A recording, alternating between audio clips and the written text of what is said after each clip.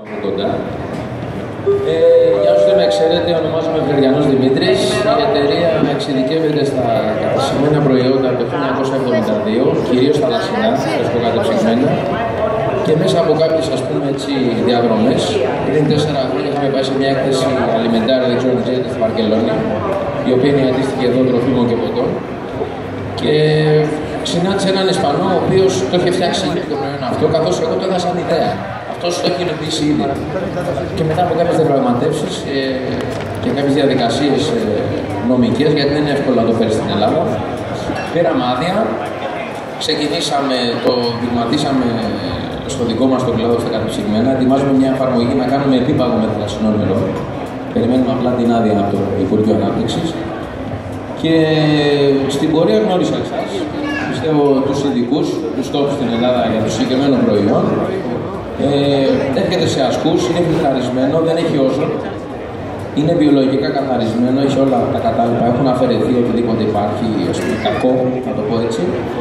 Έχει 100% φυσικό θαλασσινό νερό, συγκεκριμένα το τραβάνε από τις ακτές της Κώστα Μπράβα, είναι σύνορα βόρεια Ισπανίας με νότια Γαλλία, Βαρκελόνη. Λοιπόν, έρχεται σε ασκούς του 1,5 λίτρου και των 3 λίτρων. Για σας για το χορέτα υπάρχει 10 λίτρο και 20 λίτρο. Και αν κάποιος ασχολείται με τη βιομηχανία τροφίμων, μπορεί να το βρει και σε δεξαμενή του τόνου. Προσπαθούμε να κάνουμε και μια εφαρμογή να έρχεται σε δεξαμενή 25.000 λίτρων, 25 τόνων δηλαδή, για υπερπαραγωγή. Σας είπα πριν πως δεν έχει όζον, μπορεί να μπει και σε ηχθειοπωλείο, μπορεί να ψεκαστεί πάνω στα φρέσκα.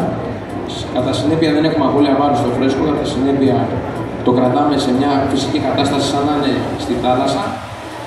Και εν συνεχεία έχουμε και την πύρα με θαλασσινό νερό, η οποία δεν τρομάζει με το αλάτι, εσείς τη δοκιμάσατε φαντάζομαι. Μποκερόν λέγεται, μποκερόν για όσους ασχολούνται με το ποδόσφαιρο σημαίνει ο γάβρος, πάρτε το πως θέλετε αυτό. Λοιπόν, είναι σε φυσικά γεύση, γλυκιά.